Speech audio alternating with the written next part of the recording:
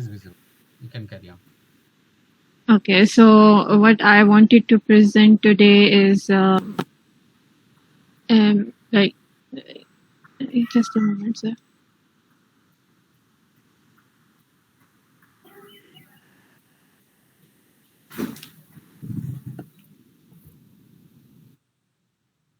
Okay, so this is what wanted to present today, like how we can use Terraform to create our whole infrastructure and on AWS cloud or any cloud.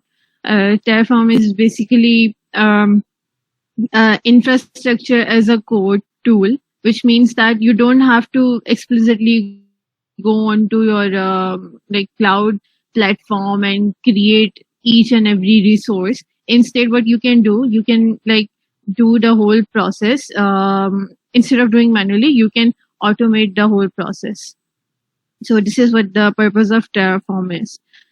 The in creation of this whole infrastructure, so first what we have to do is we have to like create a provider is basically you are telling Terraform what cloud provider you are using and what will be the region of your infrastructure. Like in cloud we have different regions. We have US West 2, which is for like a country called Oregon, and we have for Sydney a different region. For India, we have a different region, and for South Africa or any other country, like there are a lot of regions. So you can choose any of them according to your needs. So I have used US West 2, and my provider is AWS. After that, first you have to explicitly tell who will be your provider. Then after that, we will be creating virtual private cloud. So virtual private cloud is like you are creating a whole network in your AWS account. Like you are creating your networking resources, your gateways, internet gateways, your routing table and subnets, etc., or private or public subnets. These are basically like you are creating small units of networking resources with virtual private cloud. Like if we do it in our local environment or like that, so we can take the example of how our application is being accessed over the internet.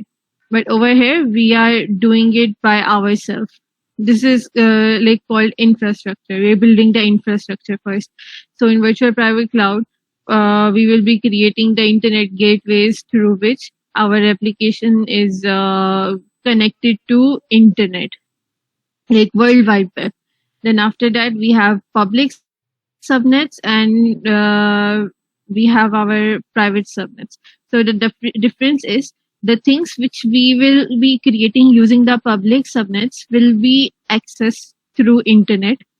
Like we can access them through World Wide Web, and things which we will create in our private subnets, they won't be accessed through World Wide Web. Instead, we have to access them through different resources. Like we have to access them through the resources which are which have access to our internet or which are in the same virtual private cloud, like the same virtual private cloud I just defined. Then we have our routing table, which what does is direct our incoming traffic to our load balancer. I will talk about load balancer later. And this traffic is like distributed into different segments or however the resources are available. So traffic is sent to the best resource which is available at that moment. Then after that, we have security group. So security groups are like how your application is being accessed. Like this one. This, for example, this port, this rule This is for our like everybody who have worked on our application knows that our application's main port is 4728. So this rule I have added in my security group, which means that my this rule will allow me to access that resource. This rule will allow my application to access that resource, which to which I will be attaching this rule. Just to add a point, so 4728 is the port for your identity service. So that is why you are giving Yeah. this port ID. But for the Yes. other services, they have their own different port numbers. Okay. Yeah, for identity service, our port is 4728. And for like our database, the I have used the main port, which is 3306. This is the default port for the database.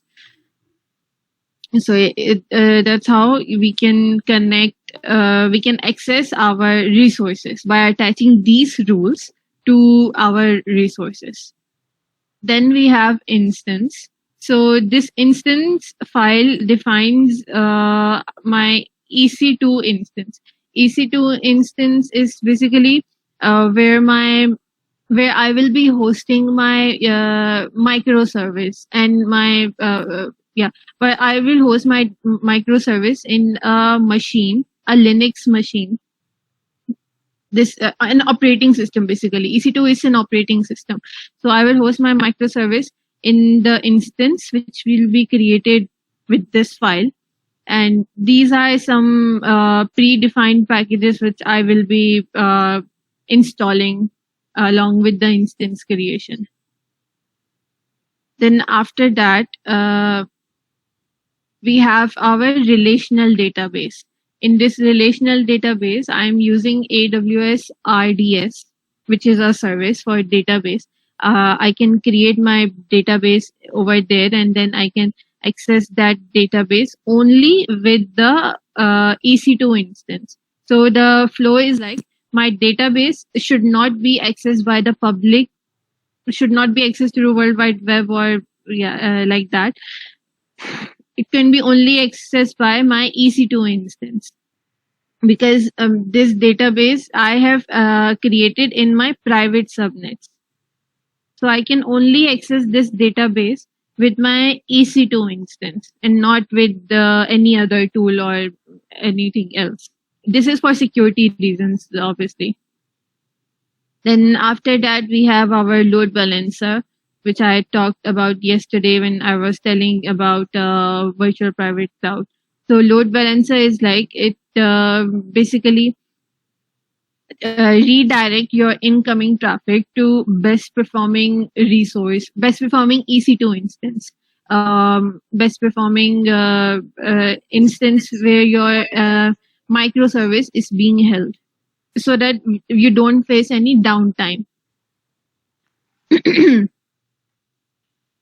Then after that, we have our API gateway. API gateway again uses the load balancer to like redirect the traffic according to the API we're using. Load balancer and API gateway work together to redirect this whole traffic and all. Then after, you may not need both together. If you are using load balancer, then that would be okay. And if you are using API gateway, that will be better than that. So those are two different optionals available. And if you want to use both, that is also okay. Okay, so but sir, in on larger scales, what should we be using, load balancer or API gateway? both I are think load balancer, right? no API gateway. So API gateway is the most advanced at this moment. Okay, and Okay. there are so many very good API gateways are there, like APG or AWS API gateway or Kong API gateway, like that. So API gateway itself is a domain where nowadays jobs are created. Like people are only expert on API gateway. So he just monitors and maintains API gateway in an organization, like that. So Okay. So yeah, so a lot of things are there, but this is just a basic and very good start to do. Okay. But sir, for directing our traffic to the healthier in resources or instances, don't we need the load balancer more instead of API gateway? API gateway will have so many other advantages. So API gateway also actually access your endpoint which you are exposing through load balancer. So all different activities which your load balancer can't do, that API gateway will do. And in case of Kubernetes, you will have the service, not the um, this kind of load balancers. Okay, that Yeah. service link you Mm. will be attaching, or the final endpoint you will be attaching with the API gateway. So we Okay. will do the exercise on both Kubernetes and with normal EC2. The EC2 is the easier one, and these are obsolete nowadays. I mean, for only small applications we use, but when application is big, we have to go with API gateway and Kubernetes. Okay.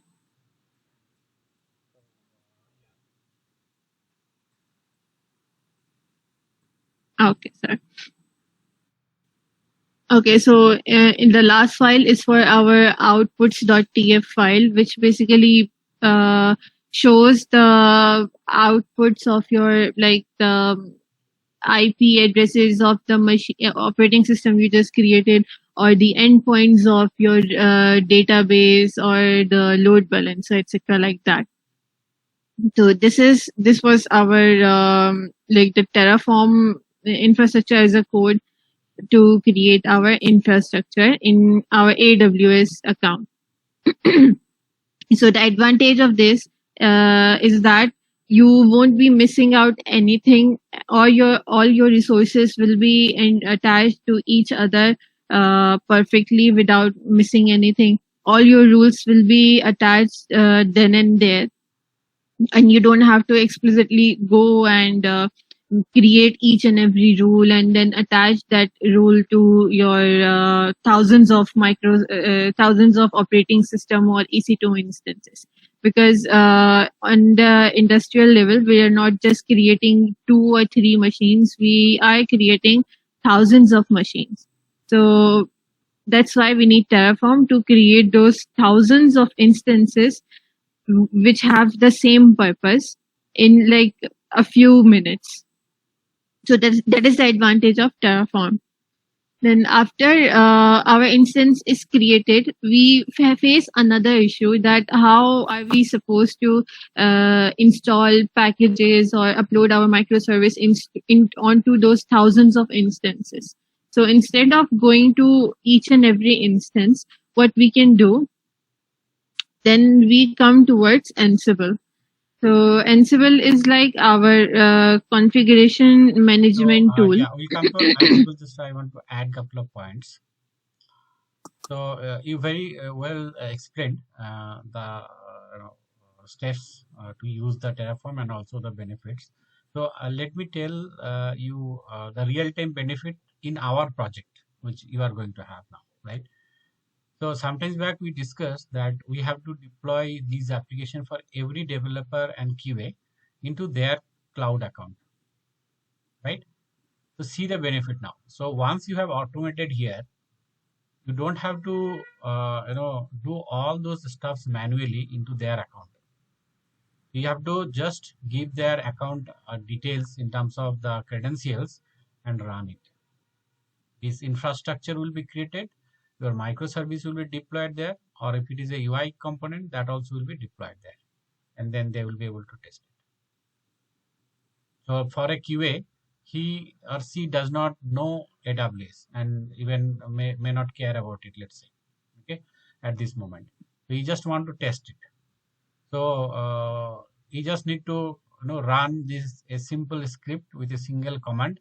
It will be infrastructure will be created, and then endpoint will be launched. It will be you can test it and then shut it down.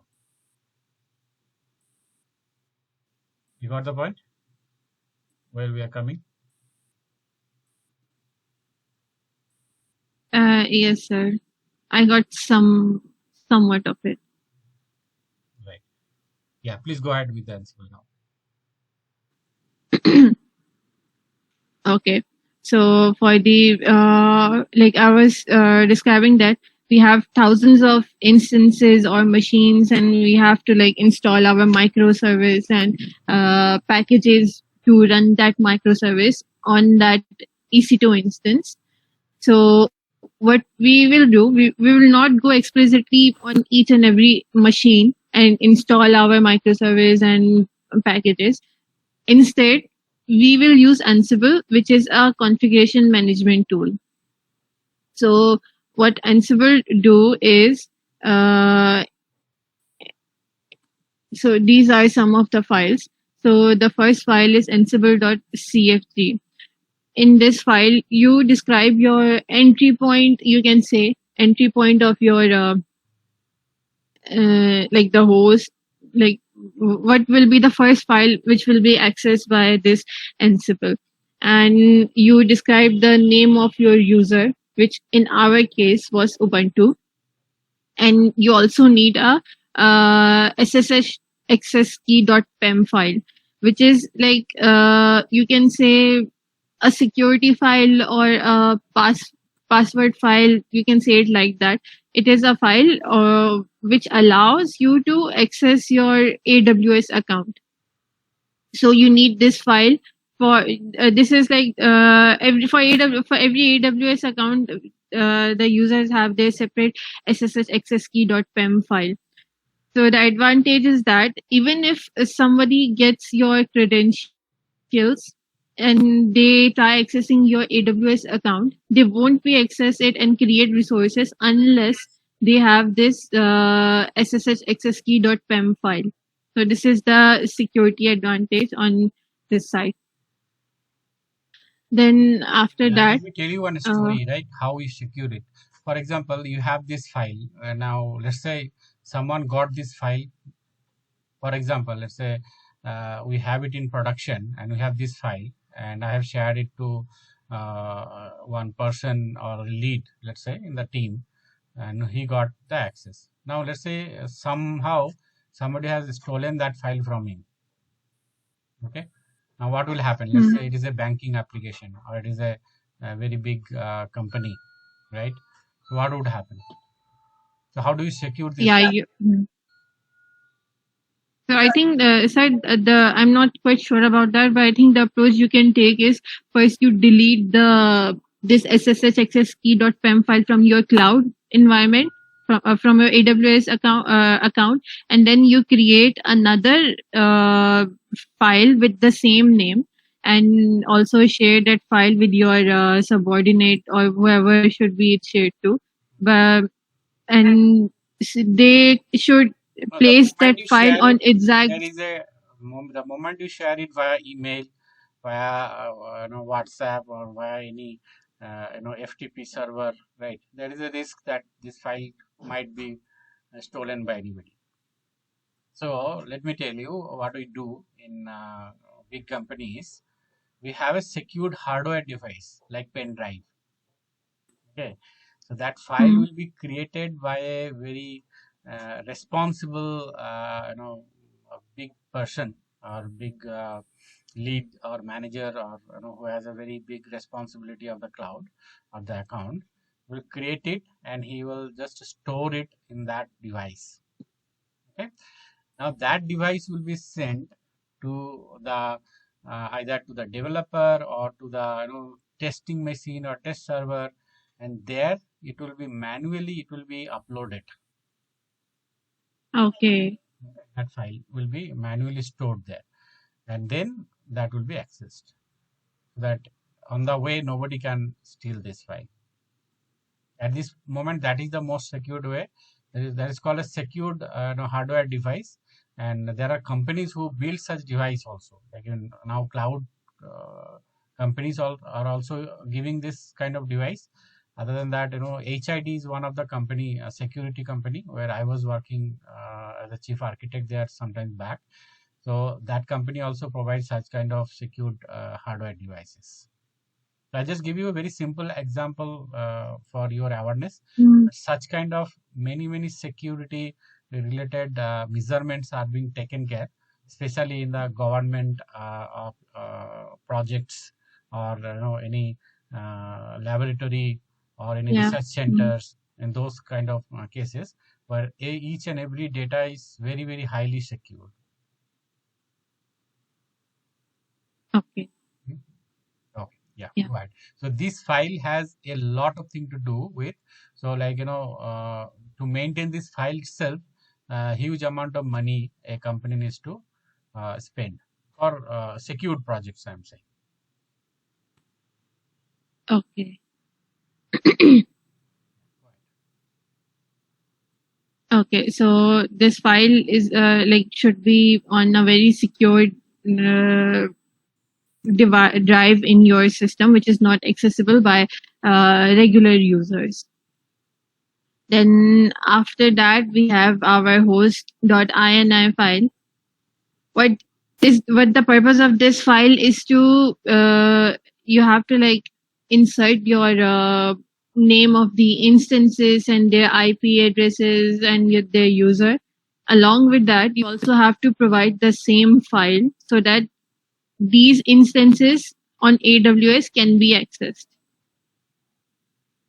Uh, then after that, we have our deploy.yaml file. And okay, so this is the file where you define the packages you want to install. Like right now, I have Please, defined. I want to ask a Uh, question. yeah, yes. Like when creating the EC2 instance, did you create like Did I create what? three EC2 instance? Yeah, I created the instance. I provided the Okay. instance number as 3. So it Okay. So the automatically question, creates 3 instances. yeah. So the question now is, can we create one EC2 instance and like for it to be three, maybe we have three different operating systems. Is that possible? I don't, you're not audible. Can you repeat? Like creating three EC2 instance, can we make it available in like we use three different operating systems? Yeah, we can do it like that. For that, you have to define, I think, this block. You have to define The instance, three creating the different instance blocks. on different ones, yeah. Yeah, like right now, I have used the same AMI for Ubuntu. You can like define 3 of these blocks and you can keep the count to 1. Like one instance for, let's say, Ubuntu, and one instance for Amazon Linux, and one instance for Red Hat OpenShift. You can do it like that as well. But for each of them, the AMI will be different, and Yeah, for each of them, how you will be accessing through your deployment file will also be different. Because yeah. in Ubuntu, our command is like apt sudo apt install, but in Amazon Linux, our command is like sudo yam install or something like that. So you will then you will edit your deploy.yaml file as well. For right now, I have only written for the Ubuntu commands, All and right, these thank you. commands is yeah. So this is a very good Okay. question, and also very good explanation. And let me tell you, this is a very much useful scenario, and this is what it happens in the real-time companies. So the company which are older, okay, and they are, let's say, they are in the industry for more than 5, 10, or 20, 50 years, right? So they have many different types of servers.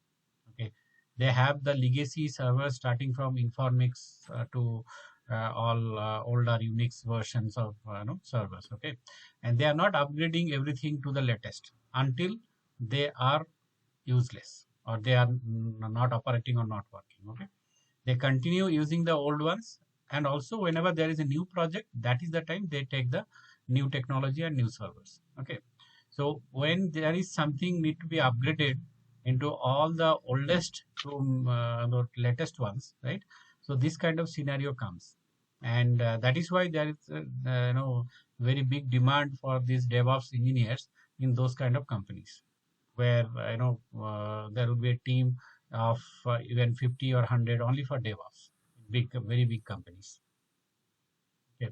And these all scripting, managing, these all things DevOps team need to take care of.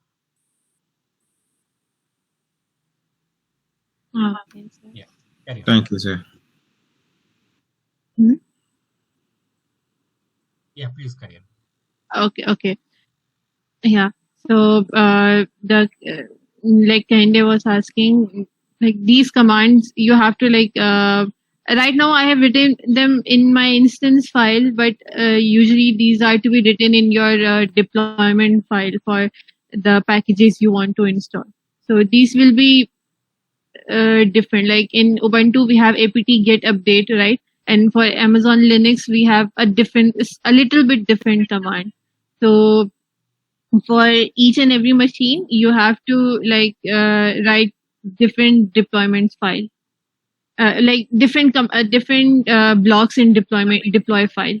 This is for Ubuntu. So first, I need to install the basic component, which is Java, because our microservice is of Spring Boot Java.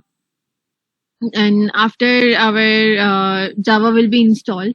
So in this is the like the file path where my file is present in local machine. Like you can see the jar underscore file underscore path, and this is the variable name, and then the variable. So basically, from this location, my jar file will get, and this the source location of my jar file is this one, and the destination variable defines that where my jar file will be stored inside the EC2 instances. So this will be the destination location for EC2 instance. And after that, when our file is uploaded, then a shell command is run to spin up our microservice. Like the command we use java.jar and then the file name to run our file. Like the tag is run, so it will run our file, and then we will be able to access that file. Like we will be able to access the microservice with our postman.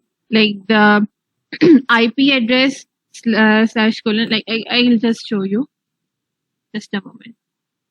If it is saved, I'll show you.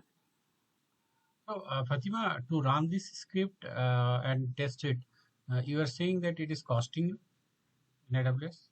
Yes, sir. For which Yeah. resource? Like right now, sorry. For which resource it is costing? Wait, I'll show you.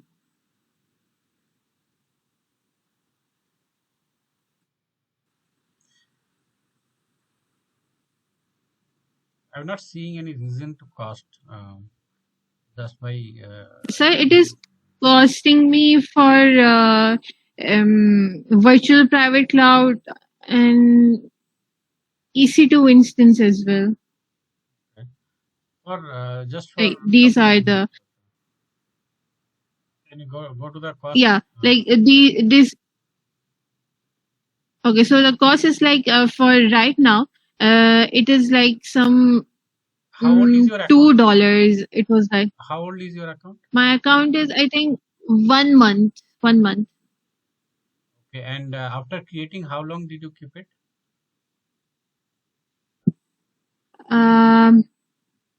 It was like I was creating it, and if I faced any error, I destroyed the resource. Then again, I created it, and then I destroyed it. So I think for like 20 minutes or 30 minutes, I was the resources were up and created. So So it is costing me. create a support ticket and say that I am only learning and doing testing for my own self learning, right? So can you please explain why it is charging? Because these are not so. chargeable actually. Sir, because I researched that on my own, and um, I saw that in the free tier EC2 instance, Hmm. the you are only allowed to get 20 GB of the space, Hmm. and I was using more. I think I was using 60 GB because three instances. So for on EC2 instance, that was getting charged with. With the Sorry. instances, because the instances don't consume that much of space, right? No, yeah, they don't consume that much, but in my code, I defined that I need to use 20 GB of memory Oh, on okay. each instance. I That think I is, yeah, defined it make it, somewhere. okay, okay. So that Yeah, is our configuration issue, right? yeah, Make that yeah. 4 GB or 2 GB should be enough. 4 GB you start with, 4 or 2. Okay, I'll Our correct on service that may side. take And maybe now, max 8 or 16, but you try with 2 first, just for testing purpose. okay, okay, I'll do that. And the other one was our virtual private cloud. In virtual private cloud, I was creating elastic IP because to access the resources with our internet Yes, as you well. can use So elastic. I think, You so can should I use that remove for it? testing purpose. Yes, yes. Now just use the normal, whatever the default endpoint they give.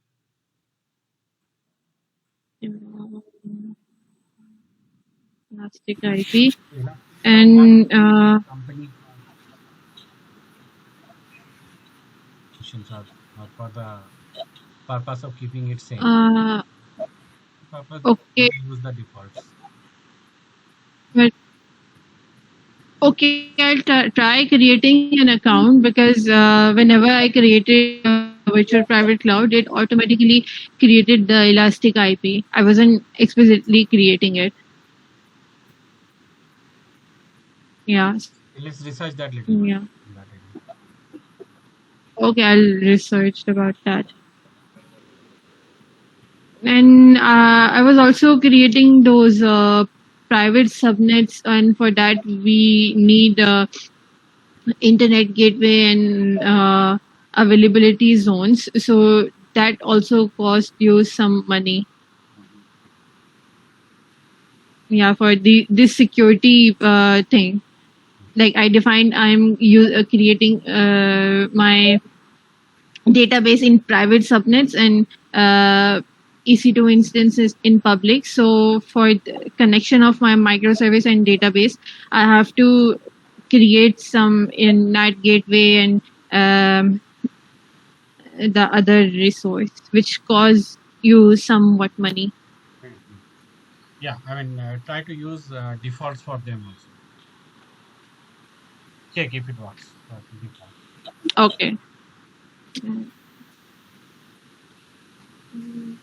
Yeah, move on. Okay, sir.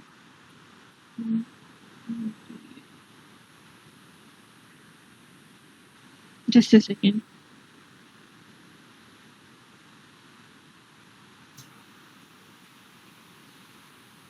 Okay.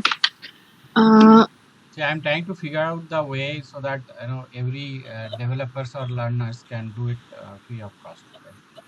So we need to figure out the all the ways how we can achieve it. yes, sir. Also, I wanted to share that for Kubernetes, it is very much expensive. Like Hmm. this is just the cost of $17.01 is just the cost of Elastic Kubernetes service for I think one day. So for developers, they don't need to do it in cloud EKS directly. Rather, they should do it in Hmm. the local machine. Yeah, local is free of cost, but yeah. So local, you Hmm. can learn all the everything, and basically you can same thing you can compare how it can be done in cloud. So and when you get into the company with job, that time you will have the access to do it directly into Elastic. Mm. Okay, sir. But yeah, but as a learner, at least once, because see, everything comes with a cost. You go for any training, they will charge a huge amount, right? So at least you are learning in your local, and only once for your own experience. If you are spending couple of dollars also, it is much cheaper than spending thousands of dollars in an institute and learning those, isn't it? Yes, sir. Yeah.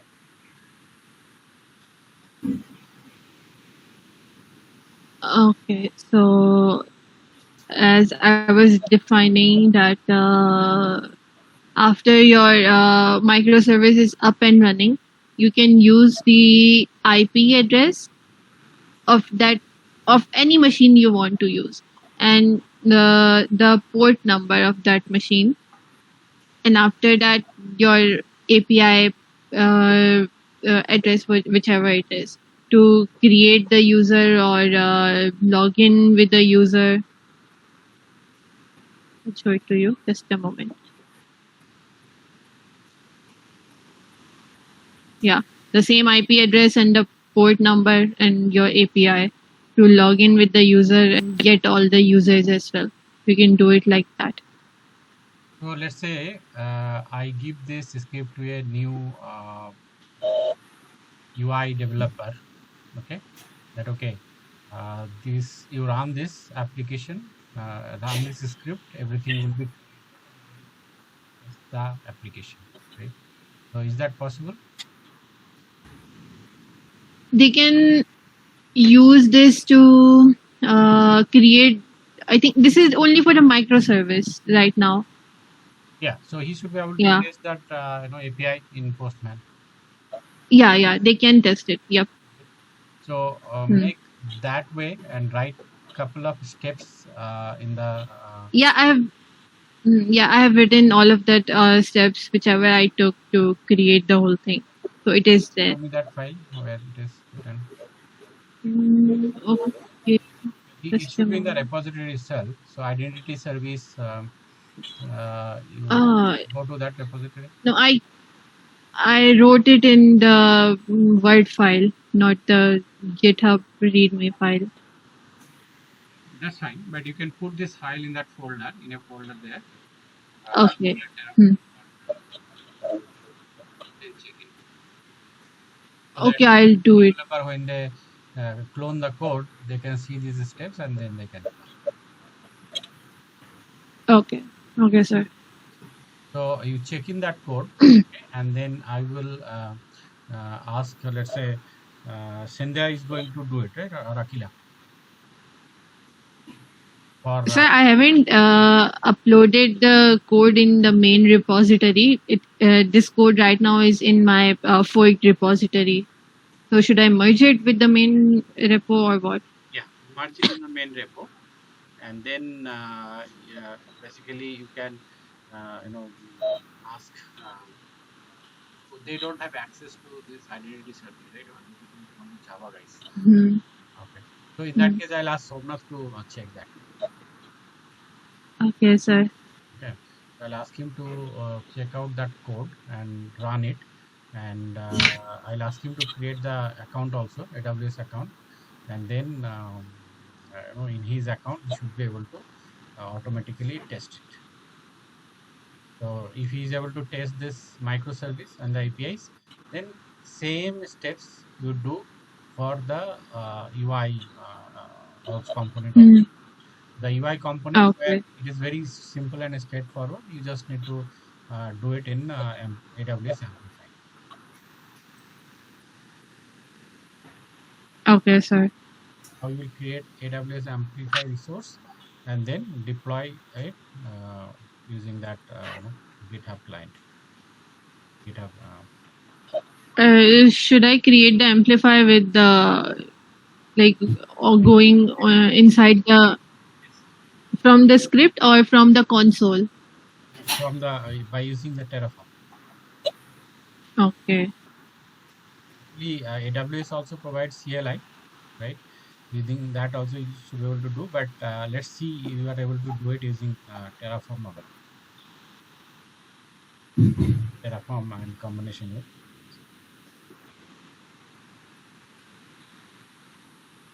Okay, sir. For me, that is also a resource, right? So Hmm. this amplify is also a resource. So I'm just asking. I did not do it. Okay, so I may be wrong. So I want you to explore that. See, you can do it using Terraform to create the resource for AWS Amplify, and then you should be able to deploy the UI component related to application in that Amplify. Okay, so I'll do my research on that because when I also created it using the AWS CLI, so I'm not quite sure about that as well. But I'll do my research and then I'll let you know. Okay, so yeah, that is basically from my side. Yeah, there's another file which is for like change the ownership. This is more of a like on the DevOps side. Like there are files which are okay. For example, there are a lot of users in a single operating system. You might have also seen that when you go in your C drive, you have a user folder, and in that you have a public user and some other users as well, and your own user as well. So the purpose of this file is to change the ownership of any file you want to, or the microservice. My case, it is for the microservice. So you can like change the ownership from root user to the Ubuntu user, your main user, who will be accessing this one, our remote user. You can change the permission to that user. So the advantage of this file is to again, instead of going inside the thousands of machines and writing the different commands and all, you can use this script to automatically like automate the process of changing the permissions. So that's pretty much it. Yeah, that's it from my side. Very good, very good progress. Keep it up, man. Thank you, sir. Okay, so back to you, Christiana. You can take over. Okay, sir.